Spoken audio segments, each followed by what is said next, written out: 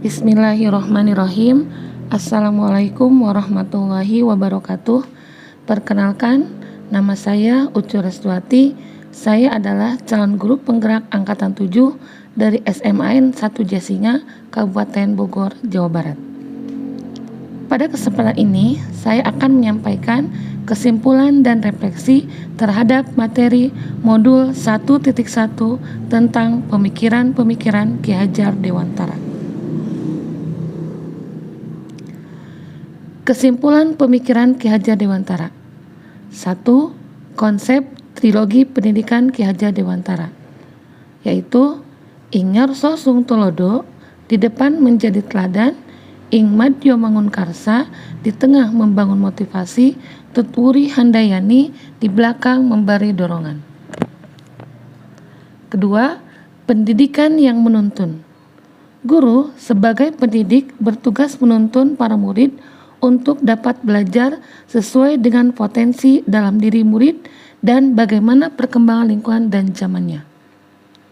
Yang ketiga, membangun karakter siswa sesuai kodrat alam dan kodrat zaman. Karakter merupakan kunci utama dalam membangun setiap insan pendidikan. Pendidikan karakter dalam membangun bakat semakin terasa penting dan tak boleh tersingkirkan. Karakter yang ditumbuhkan harus sesuai dengan kodrat alam dan kodrat zaman. Yang keempat, penerapan budi pekerti.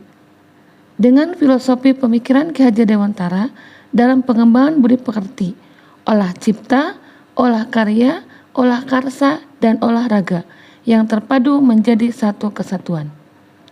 Kelima, asas trikon.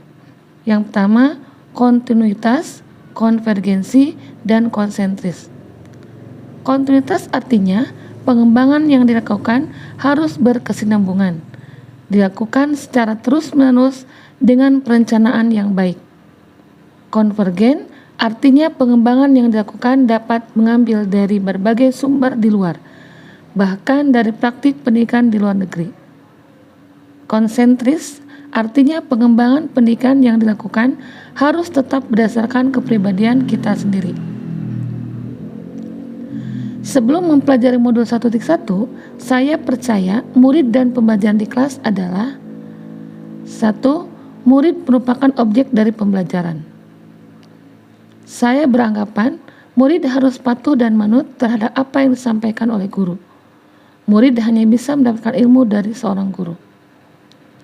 Yang kedua, murid yang berhasil adalah murid yang memiliki nilai ulangan atau tes mata pelajaran di atas KKM.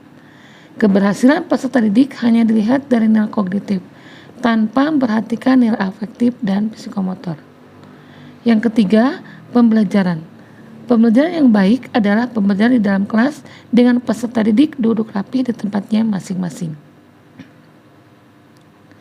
Setelah mempelajari modul 1.1, pemikiran atau perilaku yang berubah, yaitu 1. Saya percaya bahwa perbedaan pengajaran dan pendidikan. Pengajaran ternyata tidak sama dengan pendidikan. Pengajaran merupakan salah satu bagian dari pendidikan. Maksudnya, pengajaran itu tidak lain adalah pendidikan dengan cara memberi ilmu atau berfaedah untuk hidup anak-anak, baik lahir maupun batin.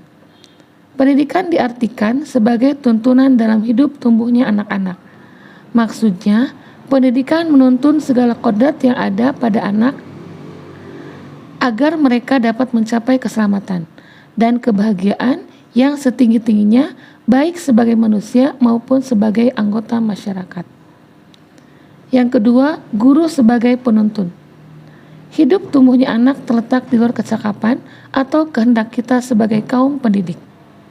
Anak-anak adalah makhluk manusia dan benda hidup, sehingga mereka hidup dan tumbuh menurut kodratnya sendiri. Guru hanya dapat menuntun tumbuh atau hidupnya kekuatan-kekuatan kodrat itu, agar dapat memperbaiki lakunya, bukan dasarnya, hidup dan tumbuhnya itu. Yang ketiga, murid memiliki potensi yang berbeda.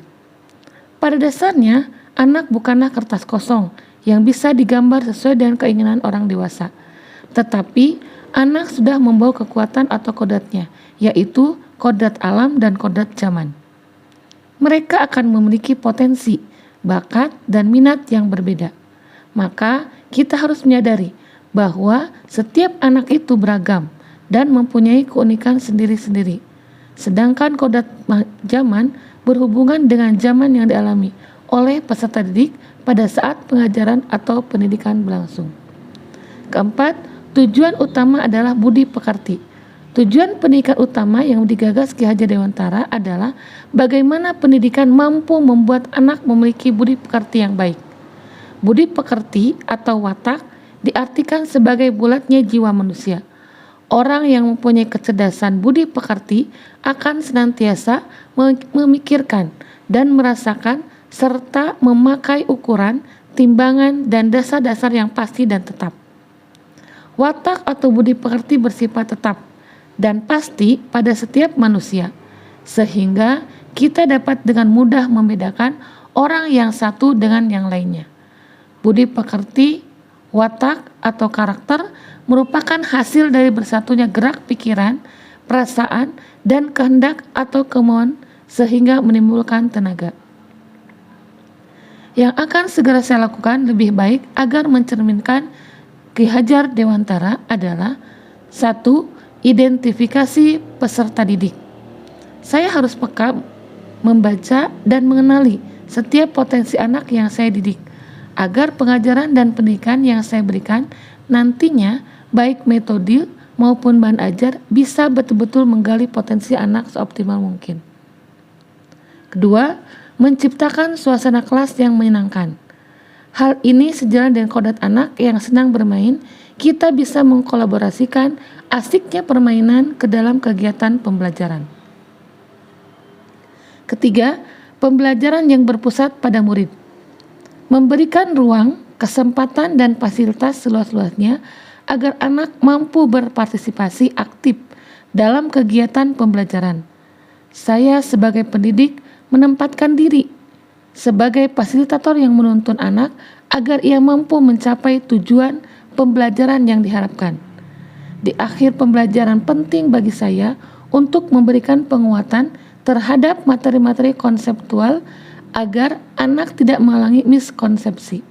Selain itu, melalui pembelajaran yang berpusat pada anak, saya berharap bisa mengasah keterampilan abad 21 mereka. Yang keempat, memberikan teladan.